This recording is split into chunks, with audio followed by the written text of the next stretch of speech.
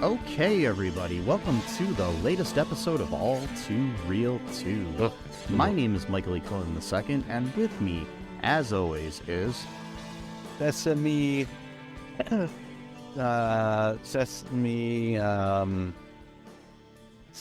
Walsh and Carta. Walsh. Yeah. Why Walsh?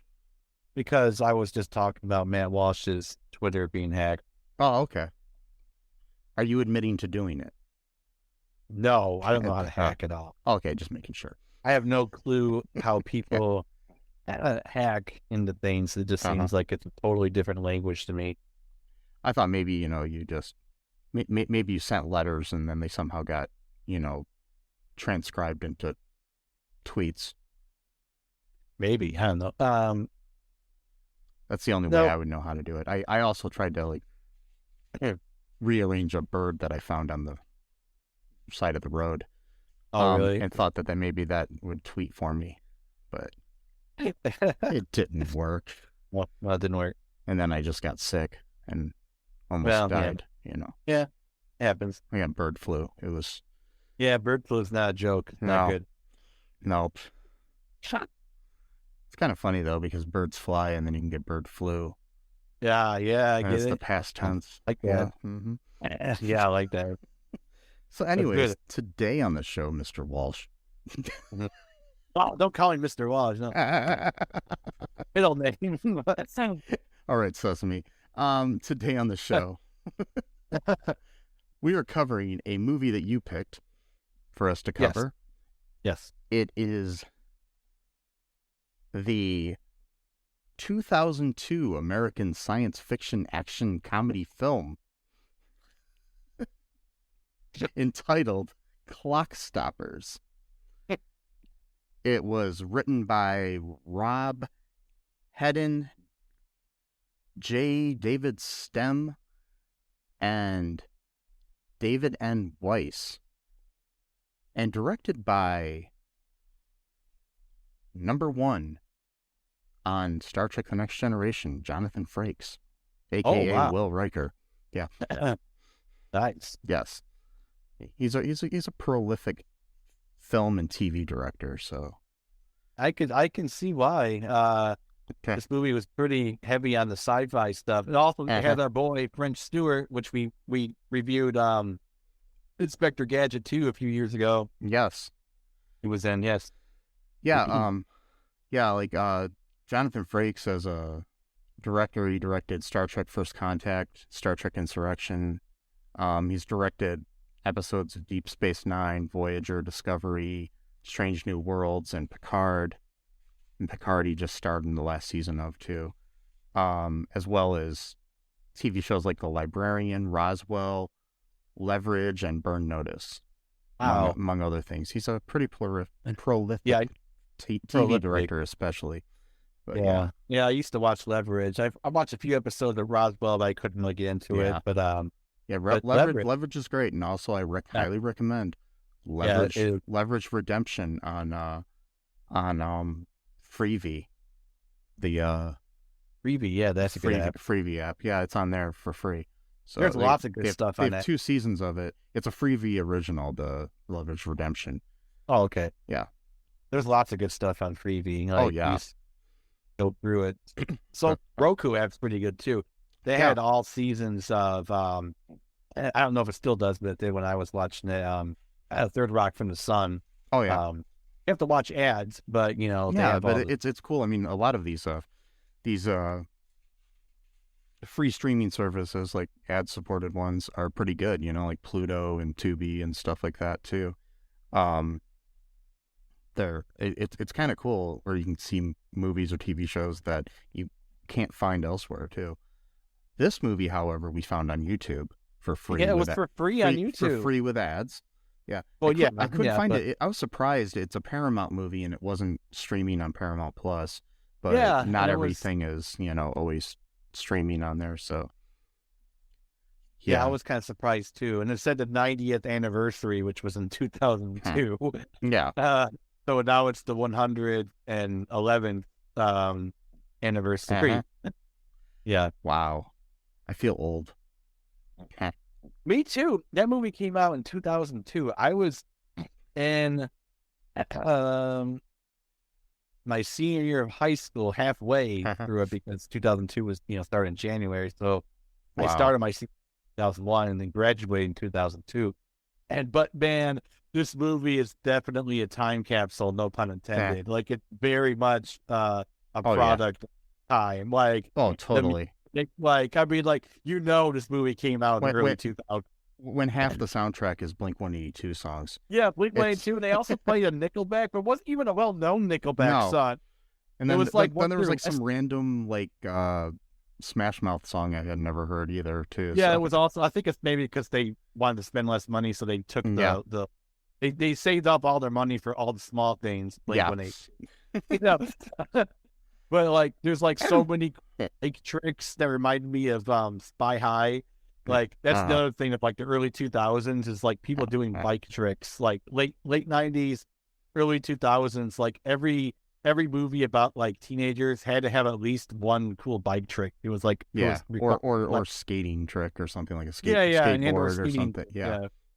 Yeah.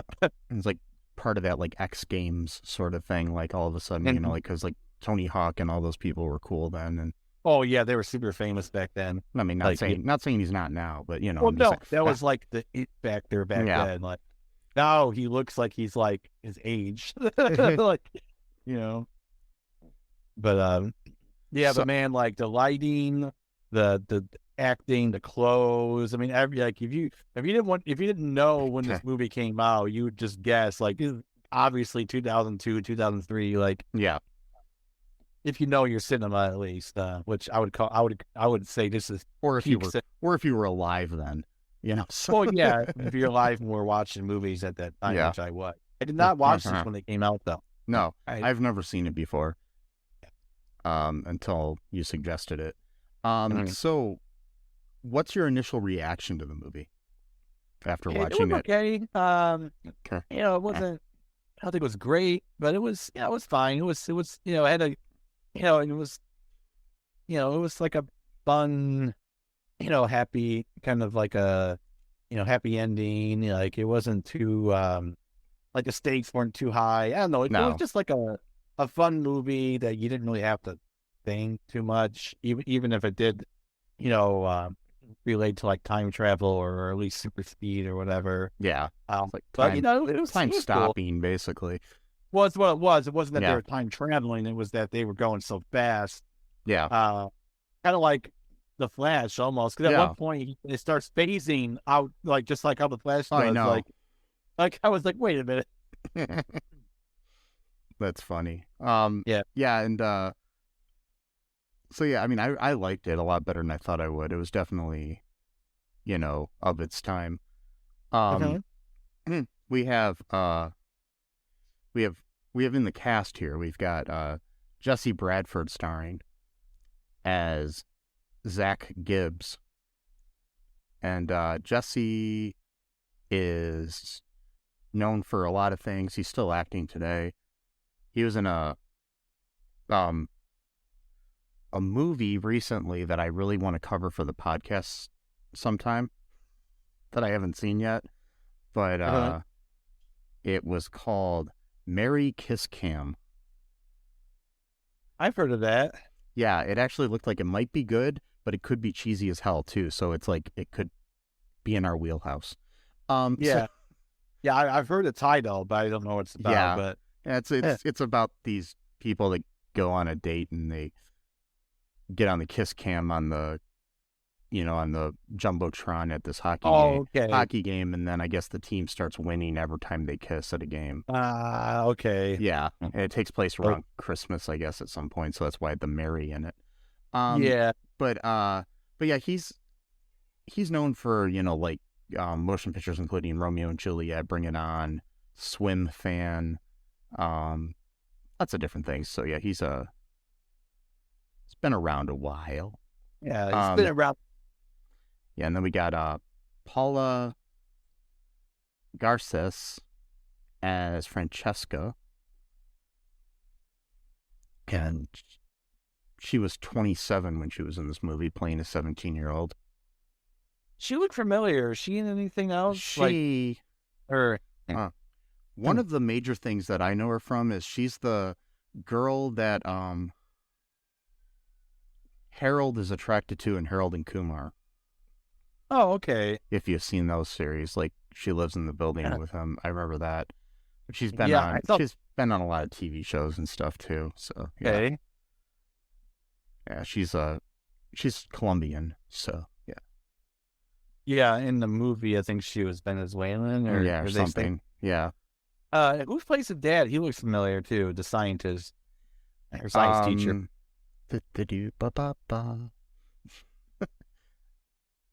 His name is Robin Thomas. He's been in a lot of things. He's been acting since 1986, so it's like, yeah. I wouldn't know where you know him from, but, for me to just mention anything, it would take forever because he's got so many credits, Yeah, so, yeah. That's fine. Yeah. The mom, she looked familiar too. That was Julia Sweeney. She was on Saturday Night Live for years, and she was and she was in the movie It's Pat, where she played the yeah. I saw that. That's an interesting movie. Yeah. We got our friend French Stewart, as we mentioned, as Earl Dopler.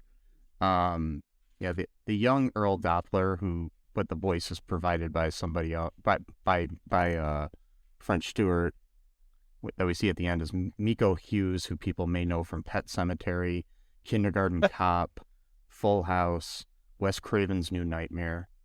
Oh my God! Yeah, there's a fan film coming out with a sequel to Wes Craven's New Nightmare, and he's actually starring. He's actually starring in it, which would be cool. Anyways, then we got Michael Biehn as Henry Gates in this. He is best known as Kyle Reese in The Terminator.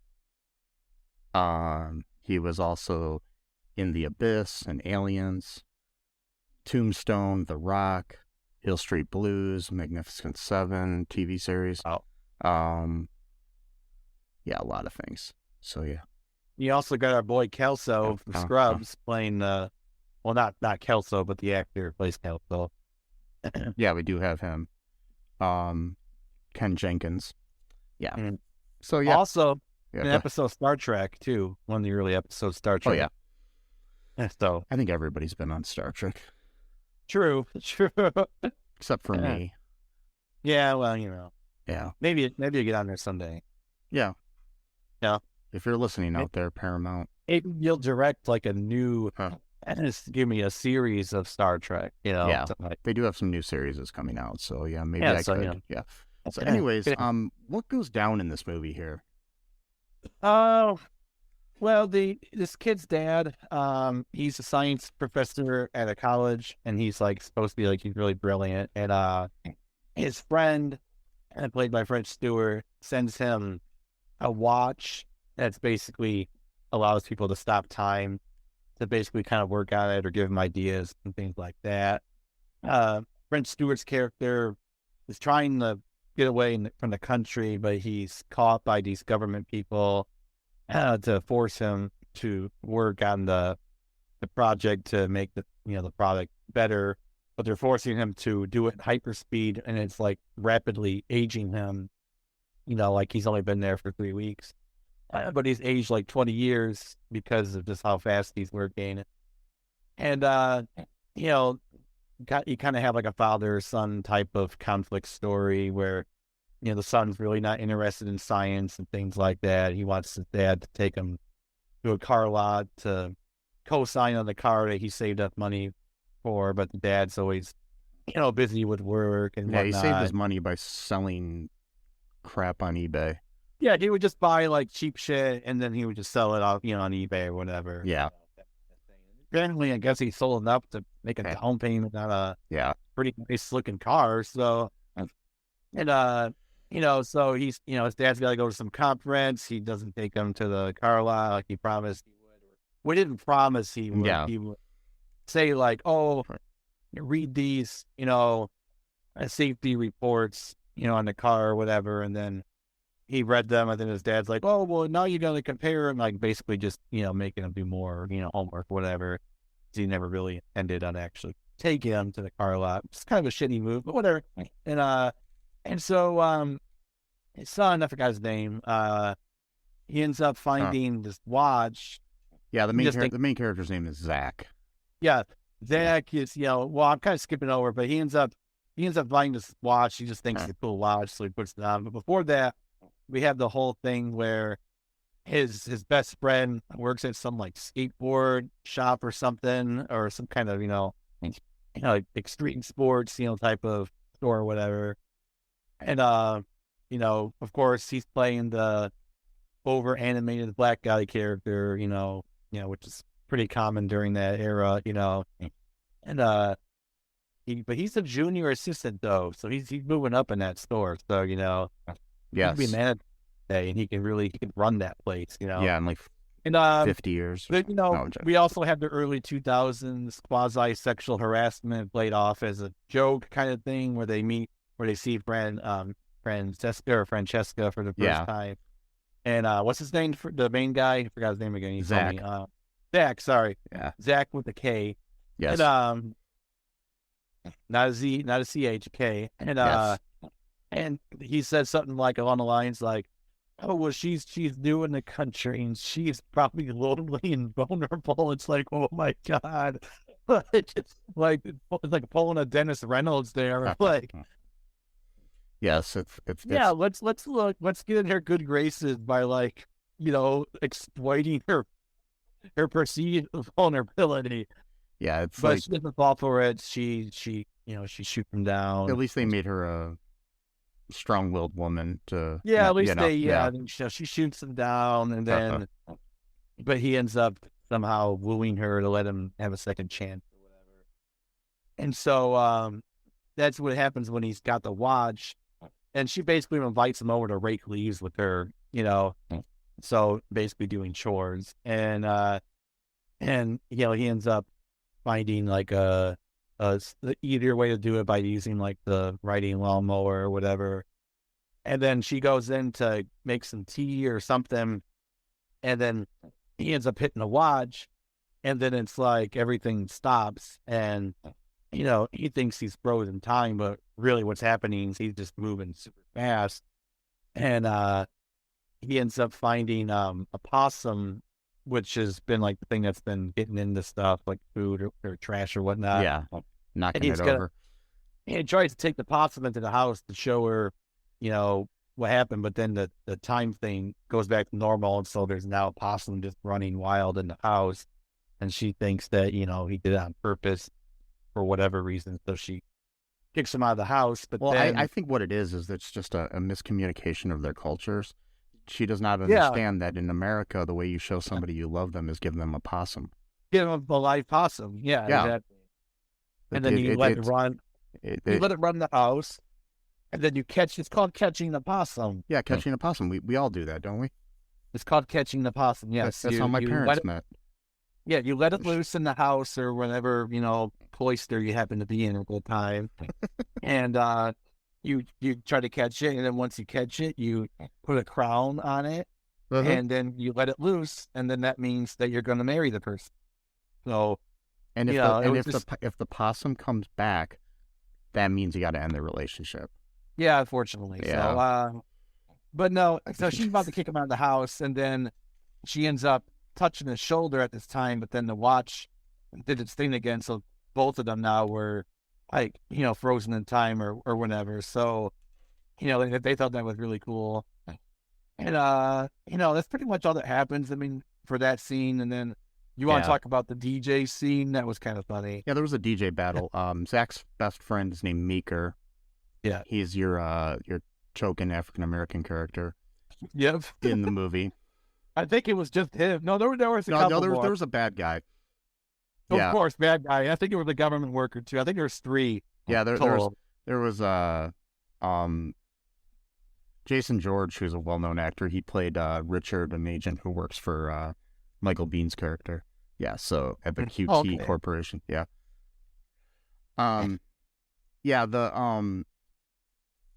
yeah, so we got this situation there. They go to this was like spin-off, or what was it? Something like that. I don't know. It was just some like DJ. Yeah, but I think it was called like a spin-off or something like that. Yeah. But it was stupid because it wasn't even like what DJs normally do. They were just literally just spinning the records. They were just like scratching, and it was there was no finesse or mixing of songs or anything to it. And there's like this kid, there's this like short kid from the school who was like, at one point earlier in the movie sprayed, product placement all over the one kid. And product placement. What was it? I didn't see the bottle or the can. It was Mountain Dew.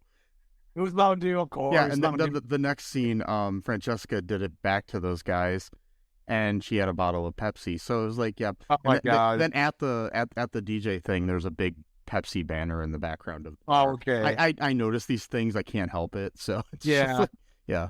But it's that thing that Mountain Dew Pepsi would do all the time. Yeah, like the cool. But yeah, it's just this dumb DJ scratching challenge. Yeah. And so then they help Meeker look cool by turning the watch on and then making him dance or something. Which because they're bombing terribly. Yeah, because but my thing is like, this wasn't like Bring It On. I mean, not Bring It On. I mean, you got served or whatever. It was a DJ contest. This wasn't like, that's all it was. It just made no sense to me. This was about the music, not about the dancing. I thought. Well, no, it was 2002, so that's probably why they had it. Yeah. At that point, everybody thought they could be a DJ, and all they had to do was just it.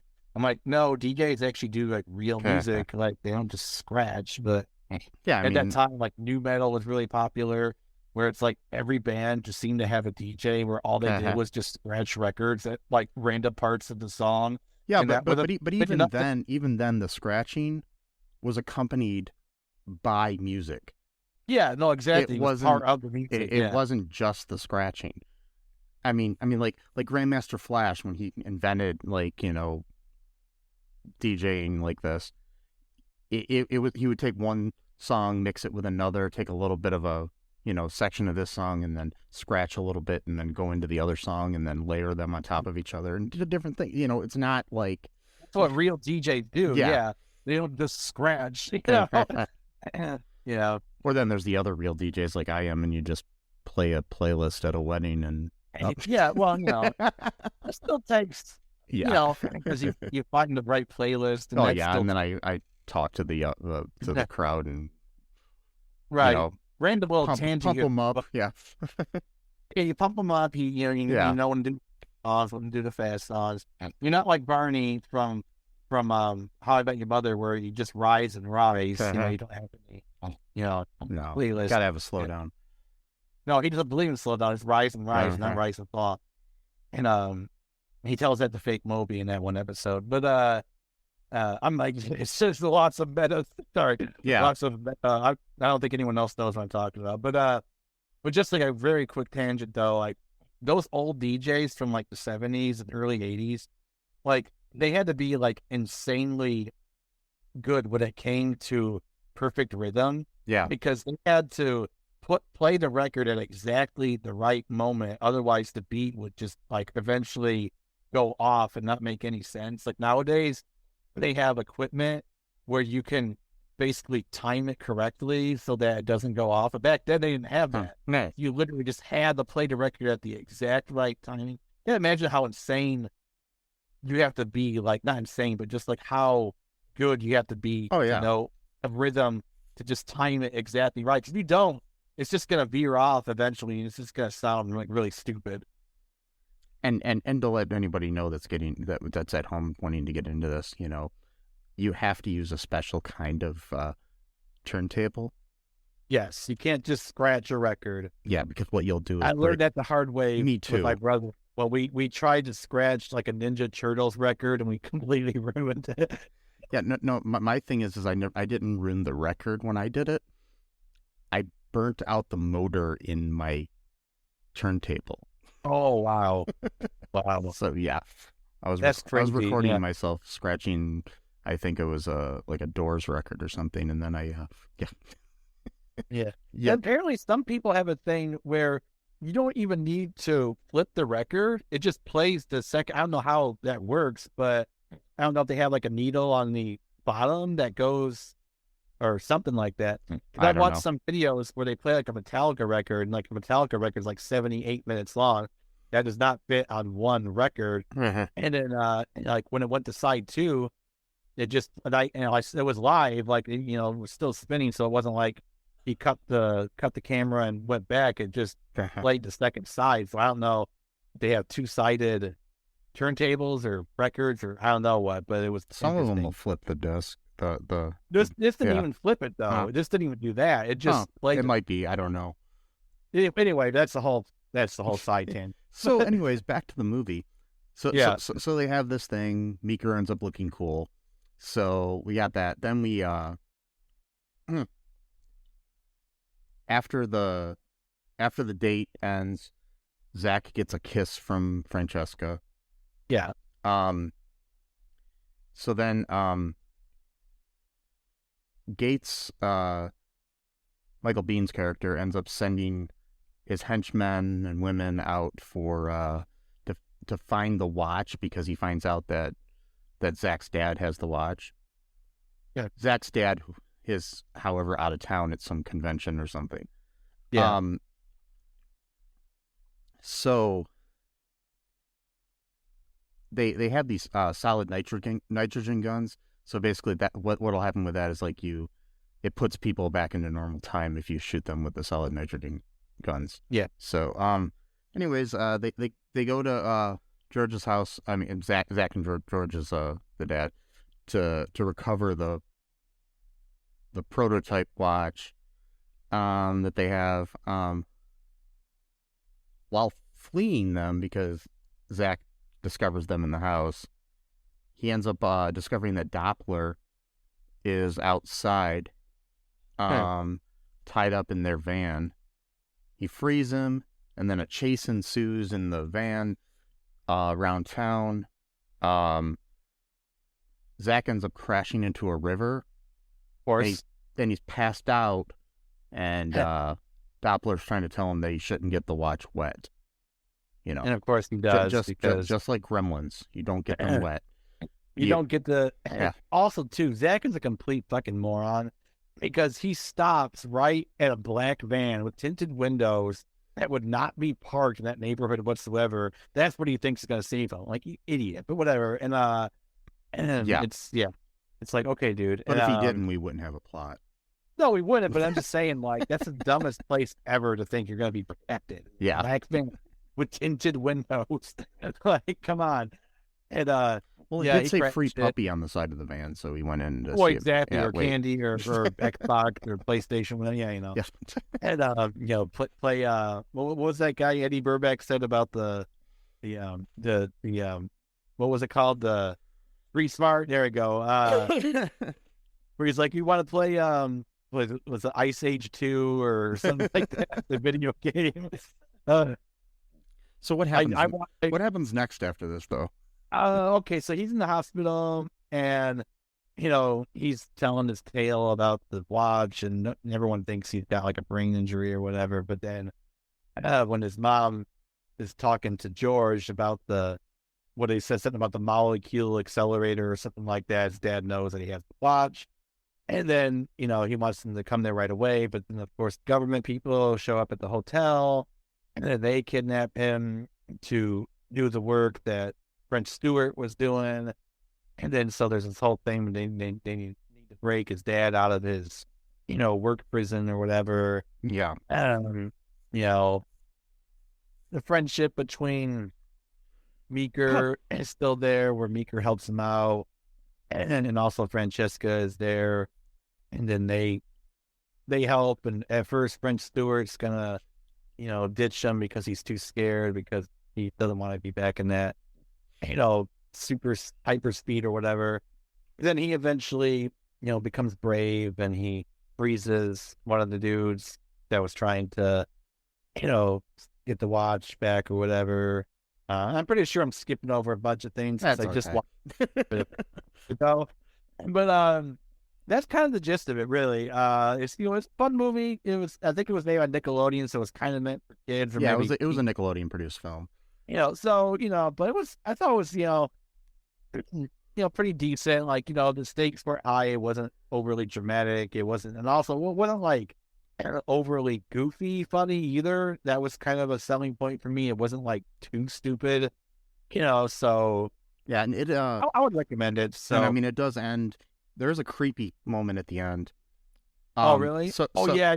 So Dopler uses the machine to reverse the aging effects that he had in the hypertime thing. Yes. And he inadvertently turns him back into Miko Hughes as a teenager. That's instead of French Stewart. And Zak's little sister, who's a teenager as well, sees him in the back seat and calls him like a hottie or something. And that's just creepy to me. Well, she didn't know he's really... No, I know, but it was just creepy to me that they wrote that in there. I know, but Zak was like, no, like... Yeah, I know. He knows who Doppler... I don't think he told them because Doppler was trying to escape country because everyone knows who he is, so he tried to hide himself by being... But I'm not creeped out by the characters' reactions or anything that they did. I know. It's the writing. It's the right. All of these movies, not all of them, but a lot of these movies in the early 2000s had these weird, creepy moments that now we would all cringe at. But it was like, for example, like in the Sleepover movie, like what was her name, Yancy or something like that. Yeah, he was like talking to this guy who was like doing like, the DJ stuff at like the bar or whatever. Yeah. Who had to be like probably easily like 25 years old or something, yeah. Or you had to at least be 18, I think, to do that because they serve alcohol and stuff like that. So as early as he's probably around 18. And she was like what in like middle school or junior high or something? Well, no, because they were ending junior high in the summer. Then they were going into high school, later on. That's when it was. So like again, like they just wrote this stuff in here, and then it was just like. I bet you if you talk to the like insane QAnon people, they'd probably say they did it on purpose to like get people used to the idea. It was. I don't really think it was predictive programming. That's what it was. Exactly. Yeah, that's like a good configured. I love the predictive programming. Yes. That's one of the big ones. But I don't really think. I think they just weren't thinking. That's what I really think it was. I think they thought it would be like a funny little thing to put in the movie, and they did, and it was like, oh okay, and you get the same thing sometimes where it's usually like the male high school students like really obsessed with one of the hot teachers. It just gets really weird where it's like, okay, like, well, it's I mean, back in the 60s, the Beatles had the song, She Was Just 17. You know what I mean? Really? But I was in my 20s. I know Winger has some like that. I didn't know the Beatles did. Oh, the Beatles did, yeah. I was like, the rock band Winger. Sorry, Standing There was the song or whatever. But the line is She Was Just 17. And then even Ringo, after the Beatles broke up, had some song where it was something about 16, perfect, and she's mine or something like that. I can't remember the lyrics. But I tell you what, that shit was seen as normal back. Well, yeah, that's what I'm saying. But at least like they're not gonna do anything about it. Yeah. They are too, because one of my Facebook friends posted something about Ted Nugent earlier today. And that he literally wrote a song called Jailbait, and it was about a 13-year-old girl. I'm like, Jesus fucking Christ! Like, didn't he like adopt? I mean, I know Steven Tyler did, but I think he might have too, like adopted some underage girl. No, she was probably, I think she was 16 or 17 at the time. Yeah. I think she's from Hawaii, and he married her.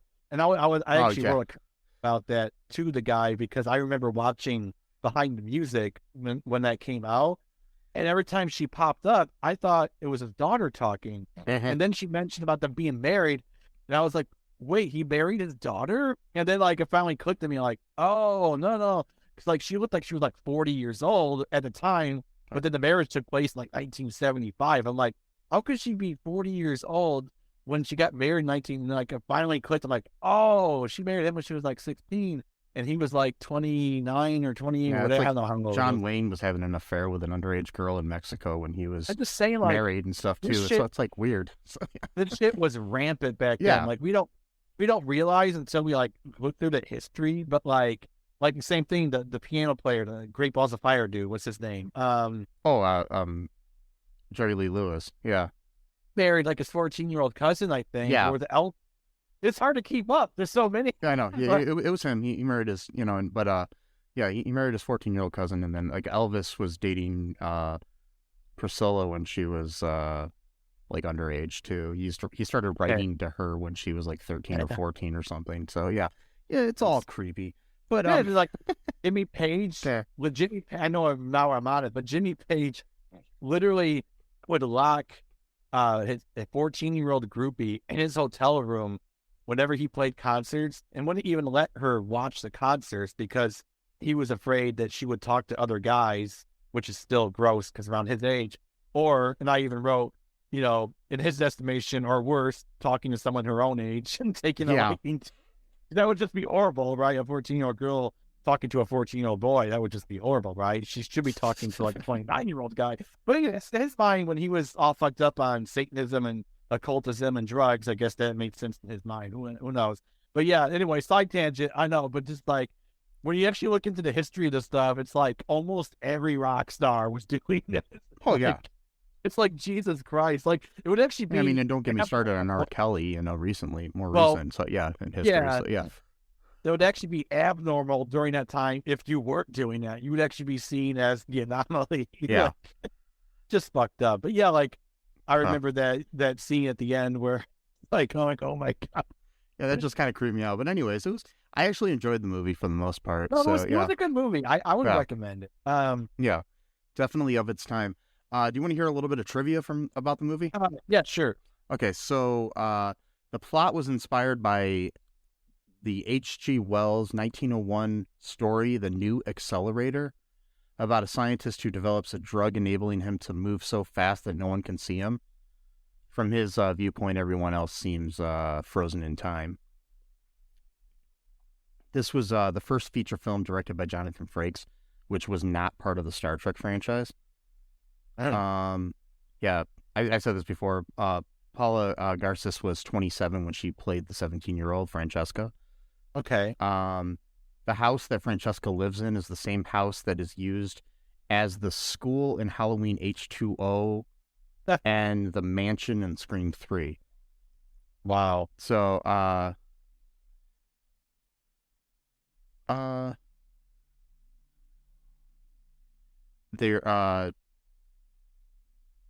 me see if there's anything else. At one point, Francesca says, "Beam me up, Scotty," and another time she says, "Make it so, number one." Both added to the script because of Jonathan Frakes. He always puts Star Trek references in everything he does. So cool. Yeah. So yeah, and he also had a cameo. He's in the background as a janitor behind Zak and Francesca and Dopler as they look for parts in the science symposium. So yeah. Okay. Yeah, I remember that. Yeah. Scene. Yeah. So cool. That's all we got here for trivia. Yeah. Any final thoughts here on this? This before we run out of time. See what I did there? Not really. I mean, I would just recommend it. It's a fun movie. It's not too silly.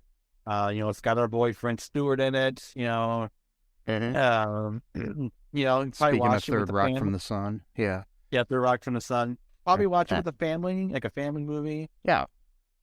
It's probably rated PG at the time. So yeah. Yep. That's about all I can say too. I liked it. It was good. Anyways, folks, I hope you enjoyed this episode. Be sure to check out all2ReelToo.com for any info about our show. Check out our TeePublic and our Patreon if you want to help out the show. That's if you want to. You don't have to. I'm not telling you to do anything. Nope. Again, anyways, I am telling you to be a good person, though. Yeah. Make sure you do that. That's the most important thing that you can do to help us out. Be a good person. Yeah. Yeah. Share the show if you want. Again, if you want. Give us a 5-star rating on Apple Podcast or wherever else you can if you want. And like Dennis Reynolds for 5-star men. Yes, we are. I don't know. Sometimes I feel like a 4.5. Yeah. Sometimes it people down. Yeah. Yeah. But then other times I feel like an 11. But there you go. Yes. Anyways, folks, I hope you have a good day, night, morning, afternoon, middle of the night, whatever it is when you're listening to this. And recycle, reduce, reuse, and remember, be good to each other, as I said. Yep. And remember that I love you. Sesame loves you. True. And until next time, bye-bye. Thanks for listening to All2ReelToo podcast, a Cullen Park production. Produced and edited by Michael E. Cullen II. Music by Matthew Hawes. Subscribe and share the show. Visit us at cullenpark.com.